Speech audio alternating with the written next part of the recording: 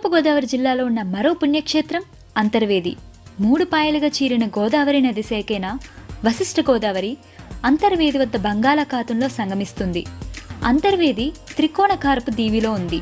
ఇక్కడ ప్రసిద్ధి చెందిన శ్రీ లక్ష్మీ నరసింహస్వామి పుణ్యతీర్థం భక్తుల కోరికలు తీర్చే పుణ్యక్షేత్రం.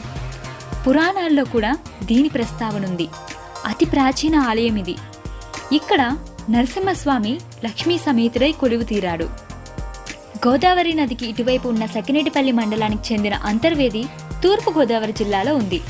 అటు పశ్చిమ గోదావరి జిల్లా నరసాపురంకు సమీపంలో ఉంది. గోదావరి నది దాటి అంతర్వేది చేరుకోవచ్చు. సముద్ర తీరానున్న ఈ ఆలయం ఎంతో విశిష్టతను సంతరించుకుంది. ఇది దక్షిణ కాశీగా పేరు పొందింది. కాశీకి